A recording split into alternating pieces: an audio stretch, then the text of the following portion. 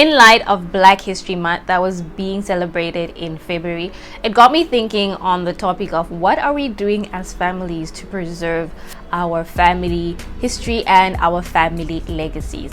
If you're watching me for the first time, this is called The Intention Place, where we talk about what it takes to intentionally build and consistently practice good habits that will have you living a fruitful, productive, and purposeful life.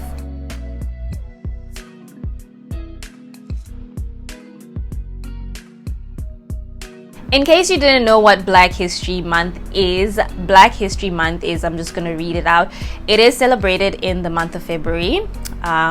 It's mainly observed in the US, but it has spread out across other countries, for example, the UK, Canada, and others.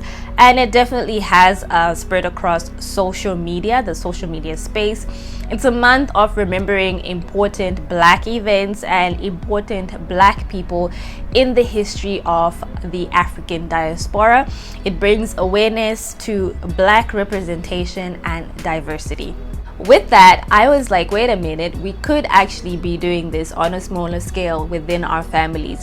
Does it have to be a whole month or a whole week of celebrating? I don't know. I'll leave that up to you to decide. But it sure can be intentionally doing things to remember and celebrate your family members, those that are with you right now and those that have passed, and learning from your family history and partaking of that legacy. Look at it this way. How many of you can actually say that you know your great-great-grandparents, your great-grandparents, for some even just your grandparents, what they were like, what their life was like, what struggles they faced, what challenges they faced, what victories they faced, and all of these are things that we can learn from and actually pass from generation to generation. Before I get into the points that I have that we can be intentionally doing to celebrate and remember our family members and passing on legacies, I'm just going to read 2 Bible verses that to me show the importance of actually doing this. The first one is from Deuteronomy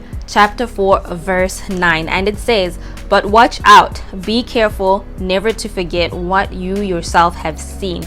Do not let these memories escape from your mind as long as you live, and be sure to pass them on to your children and your grandchildren." The second Bible verse is from Deuteronomy chapter 6 verse 20 to 25, and it says, "In the future, your children will ask you, what is the meaning of these laws, decrees, and regulations that the Lord our God has commanded us to obey?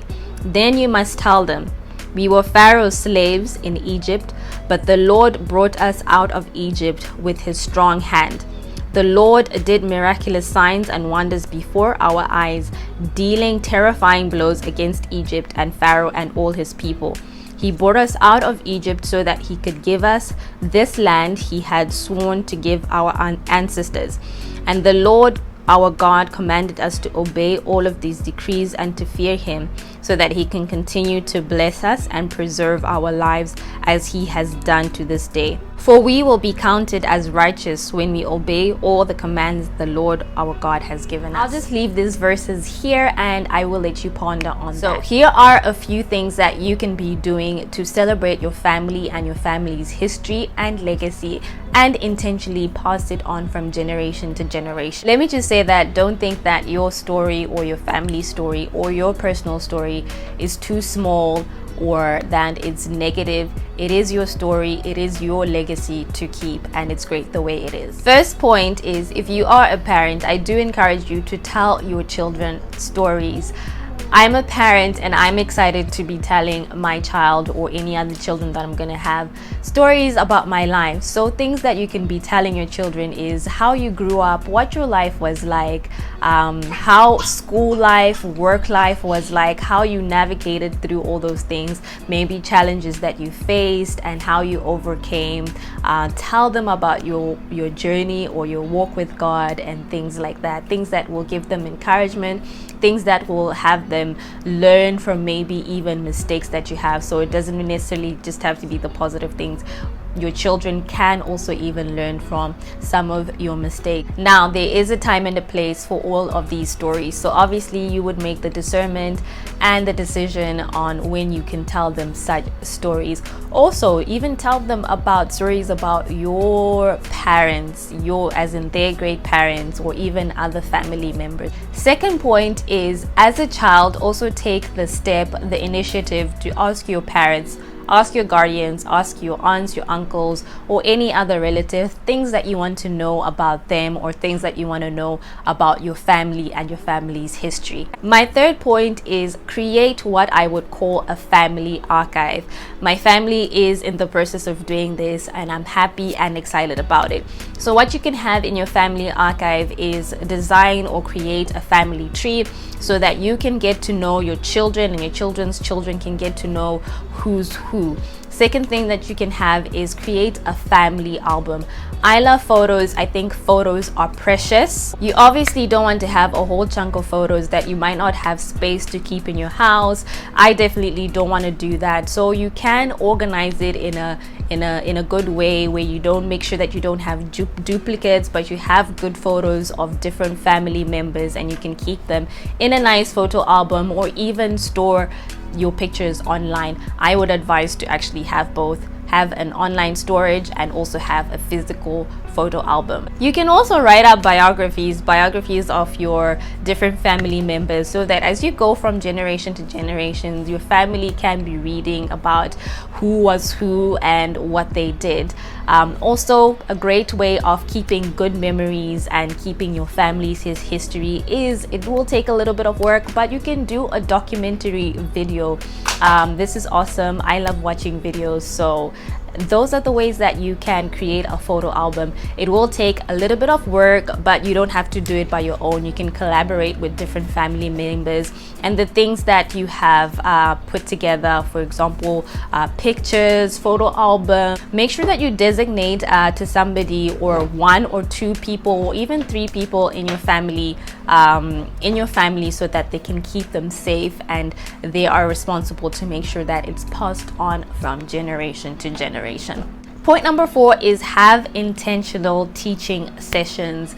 Obviously, older people in your family might have some good wisdom, even some of the younger ones. So get together and talk about topics that you want to learn from each other. This can be from money to spiritual or faith topics. I know that the time that we're in actually encouraged a lot of families to intentionally get together, use the technology that we have, Zoom, Google Meets, WhatsApp calls and stuff like that, and just take time to connect and talk to each other, catch up and stuff like that. So you can actually continue doing that by using technology and getting together and having some teaching or learning sessions. My fifth point is make an effort to intentionally create family traditions. Now, this can be traditions that you do on a larger scale, as in your extended family, or it can even be within your immediate family.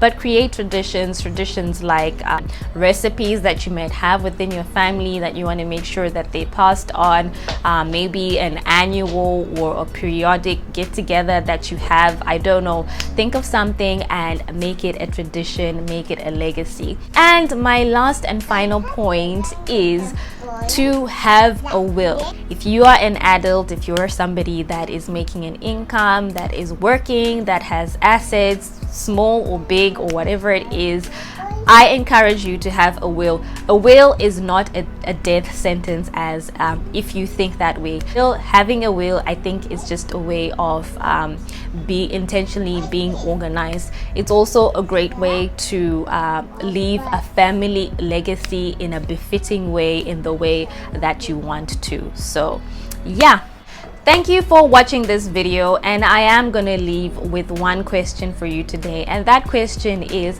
what is one thing, and it doesn't have to be materialistic, but what is one thing that you want to leave as a legacy in your family, something that you want your children and your children's children and so forth to remember and to hold on to as they go on with their lives. So once you have thought about that one thing, I encourage you to start working on it.